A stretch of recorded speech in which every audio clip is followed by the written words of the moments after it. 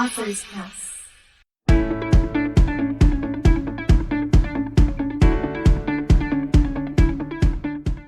Hi everyone, today is November 24th, 2021. My name is Nicole Richardson, and I'm gathered here today with Rita Emery, the author of Wildfire, Woodpecker's Amazing Adventure. Why don't you tell us a little bit about yourself, Rita? A little bit about myself? Mm-hmm. Wow. And a little bit about your book, too. Well, I spent 30 years in the education field, and then I retired, and now I'm working for the Tucson Wildlife Center and for the seniors here in Tucson. And at the Wildlife Center, there's just many things there I can do, and the book got started because I was teaching in an after-school program with students in elementary school, and they were writing little books for themselves, and that's how this all got started. Never dreamed I'd be an author, a published author, or anything. That was like way down the road somewhere, I guess. That actually kind of answers one of the questions that I was going to ask you. As a child, did you know you wanted to be a writer? And you kind of said Nope. No. So what started your journey as a writer, if you don't mind me asking? Well, I think one of the things is when I was a coach, at the end of the season, I would write poems about the year with the teams and how they did, and wrote stories about each of the students. But the story, how I got into writing is when I started teaching at an after-school program here in Dockerville. I had two jobs. One was to write with the kids, and number two was to present activities for the kids to do. And one day I had a group of very, very highly intelligent 4 or 5 fifth, sixth grader girls, and I had asked them, what do you girls plan to write about? And there was kind of this lull there, and so one of the girls popped out and said, well, if you write, we will write. So what are you going to write about? Well, that caught me off guard. And so I just said, well, I'll write about something I do at the Wildlife Center. So how's that sound? Oh, and they thought that was very interesting. And they told me what they all were going to write. And basically, they were all fictitious writers. And that's how this all got started. Was I started writing about a woodpecker that we received from a wildfire, and how it was being taken care of. And I thought, well, I kept adding to the book and writing the book. And after I got quit, after I no longer was teaching that class, I just kept little notes about what they did at the Wildlife Center with this bird, and one thing led to the next, and now look what I have. I have a published book about a wildlife adventure of a bird in a wildfire, and that's how this all came about. Wow, that's actually really cool that your writing journey started with a bunch of toddlers telling you, I'm not doing it unless you do it. Right, but like I said... It's adorable. Since when did the students tell the teacher what to do? But when I look back upon it, I say to myself, you know what? This has been very interesting and very rewarding, because here the students pushed you to do something when I pushed them to do something too. So it was like an equal chance for each of us to do something worthwhile. Yeah, it kind of seems like they taught you more than you expected. Yeah, you're probably right. Like I said, I never had any aspirations to be a writer or an author or anything like that. And like I said, one thing led to the next, and I just kept doing this. And then in the meantime, after I no longer was teaching writing to the students, I joined a writing club for here that this lady had for us. She's a well-known author herself. She wrote a book about her experiences as an Air Force wife, and she taught a writing class. And I thought, well, I'll take that and see what else leads to this. So I kept doing that, and each week we had to bring something to the class. So I would bring a page or two that I had written about, and everybody's going, boy, keep doing that because this is getting to be interesting. And I said, well, it's a true story, and this is how it just kept going and going and going till what you have now is a product of this. It took me, I would say, 5 or 6 years to do this. So, is this the first story you've ever written? Story, yes. Basically, I just usually write poetry. I never wrote a story. Okay. I used to write stories, as students you write stories in class, and mine were always about sports, but nothing like this. Nothing. Okay. I mean, yeah, when I wrote my first story, I was 11 years old, and it was a story about a vampire murder mystery. So that's my writing story and how I began. well, and I noticed a lot of the students, when I taught, they were very good at this nonfiction scientific stuff. I don't know where they get their imaginations, but I was just when I would read them, just to proofread them, I was just amazed at the level of some of these kids and how they write. And it's just too bad they don't. This is one thing that burned me about education. They don't let these kids write more in school and to do things like that. And this after-school program really opened a lot of doors for the kids, and it even opened a door for their instructor. I never had opportunities like this when I was in school or anything like that. Yeah, it's always a good feeling to give somebody an opportunity you never had. It's a heartwarming type feeling, you know?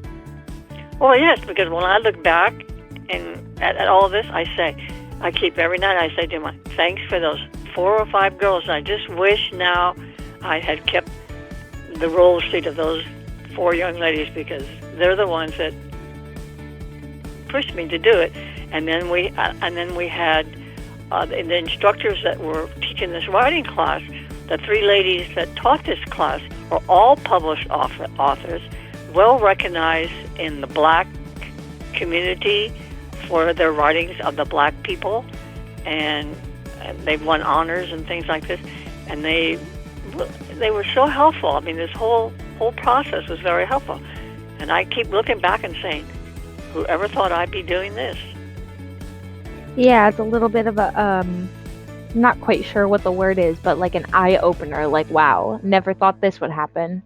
Right. So, and I've been asked, am I going to write again? And I said, well, if I do, it'll be about my possums that I work with at the Wildlife Center. But this has been, it takes so long for you to do something like this. But you read about people who can write something out in 5 minutes and turn it in and get an A+ on it. Well, that's not me. So, very interesting journey. Yeah, very much so. What would you say is your biggest source of inspiration? For doing this? For writing in general. I would take it back to those 4 or 5 young ladies that told me, what are you going to write about?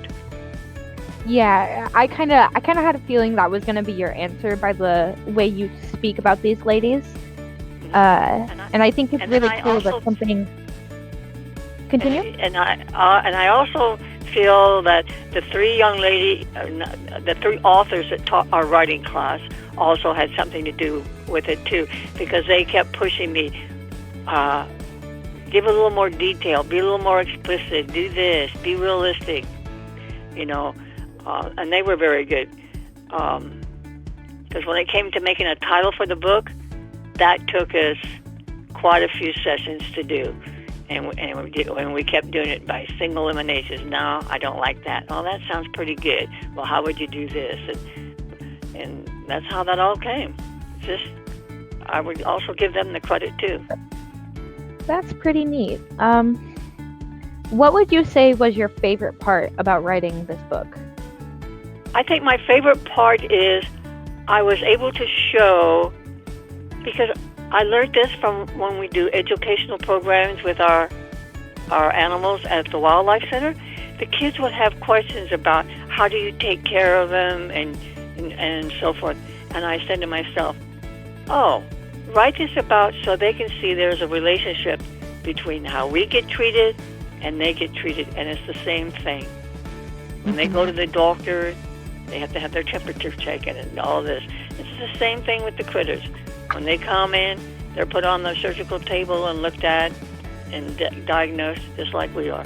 And I think that's the main thing, the main reason I wrote the book, to show, and to show also, even though there is a wildfire, how it affects the wildlife out there. Okay.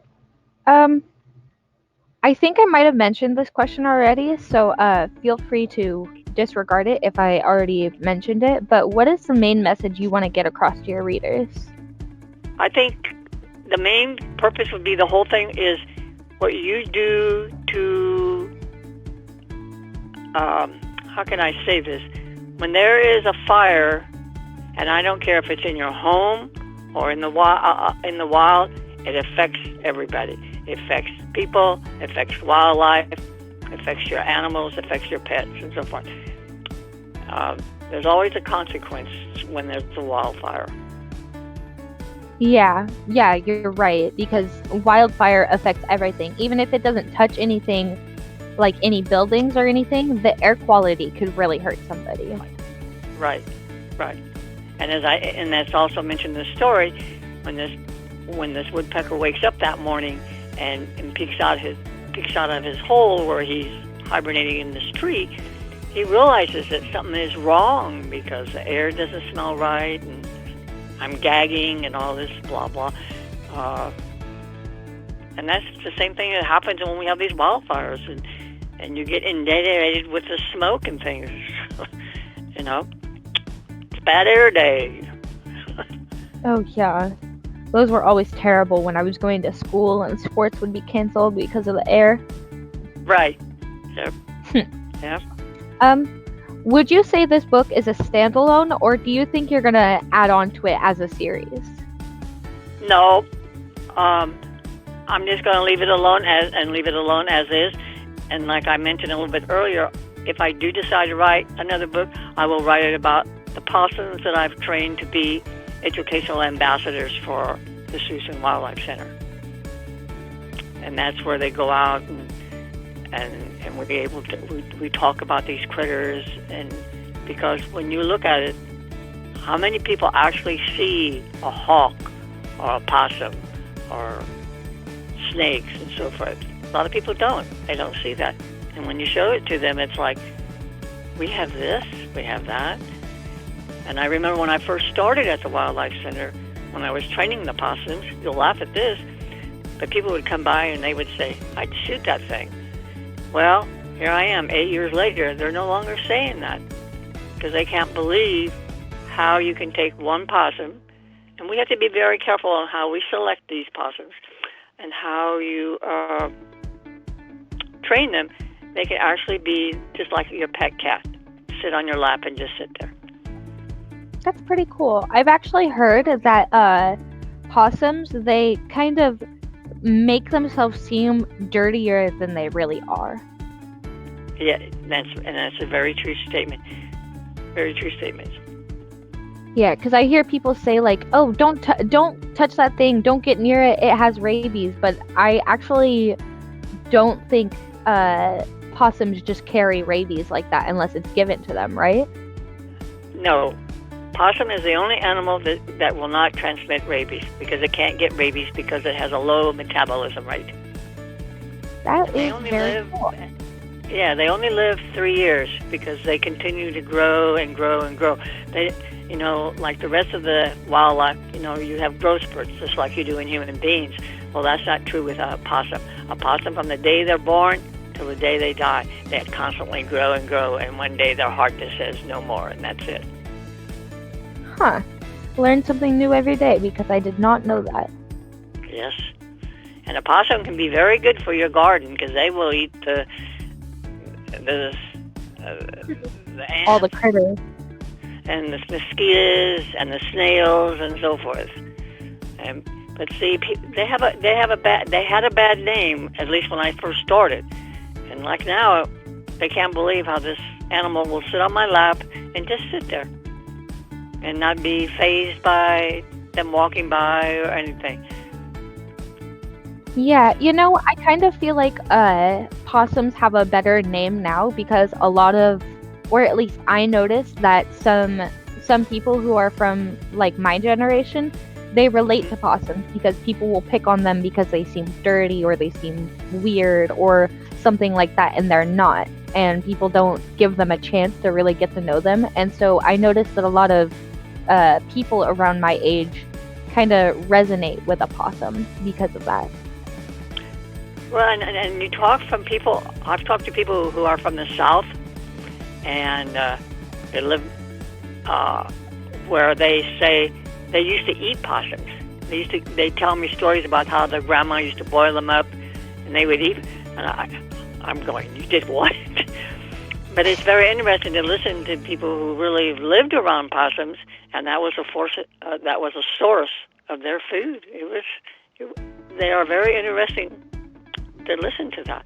And now to see, and now when they see this possum sitting on my lap like a little cat, they're just going, I can't believe it. My grandma used to cook those up for breakfast or something like that. And you're kind of going, what? Yeah, I think I would have the same reaction. Just that, you did what now? Yes. So who would you say is your target audience for this book? Kids in the grades of, I would say, second and up. And if a teacher reads the book, because when I was doing this, as I was going along doing this, I would go to a couple of the schools that I had taught at and ask them if I could read the book to the kids. And they were very interested. And I'm talking about first, second, and third graders I would read it to, and they were very interested in. In fact, they used to say, I'll never forget this one little kid said, you take animals to the doctor? And I said, well, do you have a pet at home? No. See, they don't see that relationship that you can take things to the pets and wildlife and things to the doctor to make them better. And that, I found that very interesting. And then when I started adding my pictures, or I got an illustrator and she started adding pictures to the story, the kids were going, wow. And she made the pictures, and one of the comments I received was, those pictures are so realistic.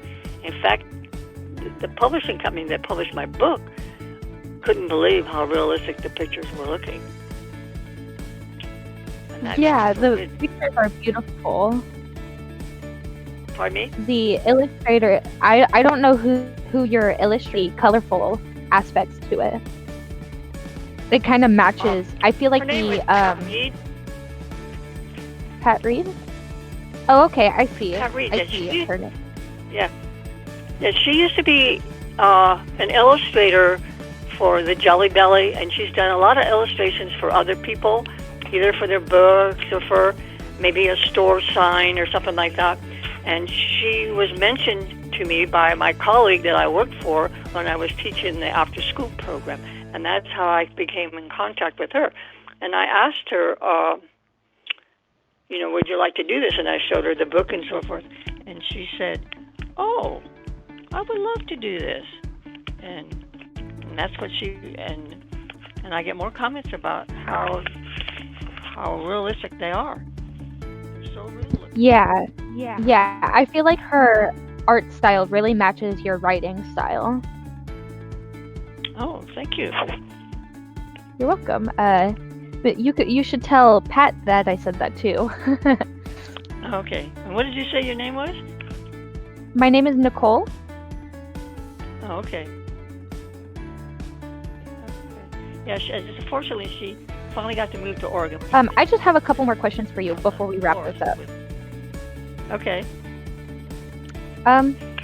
What does your family think about your writing?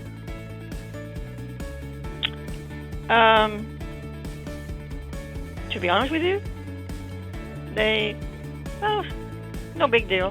That was their remark. My parents are both deceased, so, and that's too bad because I would love to have them seen it. But my brothers and sisters, it was just like, oh, okay. That was their whole thing. Well, I mean, it's better than a negative reaction, right? Right, right. In fact, my younger sister, she took her book and went back to her adopted son's school, and they put it in the children's library there, and I felt very proud about that. Oh, that's really cool. Yes, I felt very proud about that. I thought that really meant something, and I thanked her for doing that. I don't know what else she would have done with it, but that's what she did. She took it back and asked to have, in honor of her adopted son and me, to put the book in the children's library, and they did. No problems, no questions, or anything. Yeah, I can understand why they would be impressed, because it's just impressive, especially considering you said this is your debut novel. I would not have, just reading through this book, I wouldn't have known this was your first book. Yep. What would you say was the hardest part of writing this book? Putting it all together. Yeah. And finding an illustrator that I wanted, because I didn't want cartoons for my pictures. Yeah, I can understand how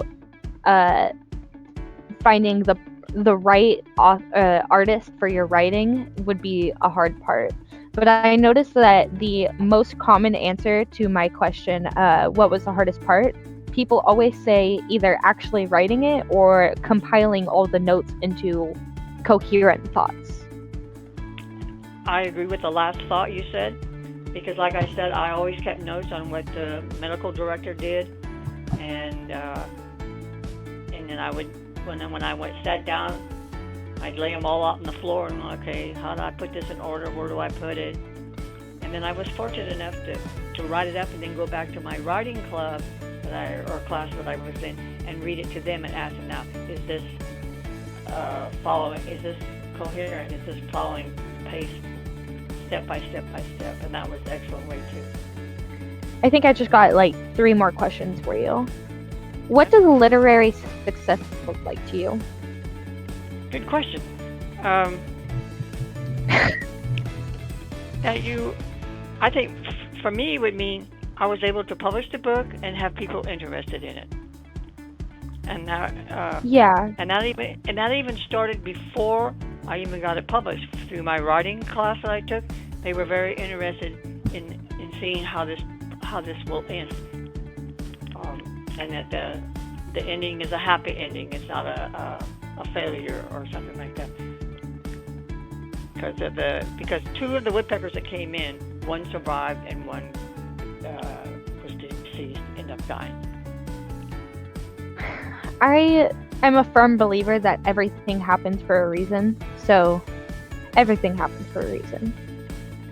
Where can readers find out more about you and your book? All I know right now, it's on Amazon or Barnes & Noble. Okay. And how do you feel about working with Authors Press? I'll put it simply, she blew me off the wall. One day she calls me up and she's explaining all this to me, and I'm just going, oh, this is a nightmare. I can't believe I'm not awake this morning, so, okay. I mean, she literally blew me off the wall. Because I never dreamed of anything ever happening like this to me and to my book, especially the book. Yeah, I feel like it's always like a not an aha moment, but like a oh my goodness moment. You know what I mean?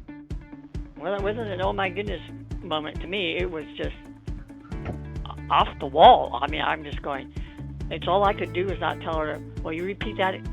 Will you say that again? Will you say that again? Will you say that again? I can't believe what you're saying. I think that's all the questions I have for you today, Rita. Thank you so much for meeting with me. Oh, that's fine.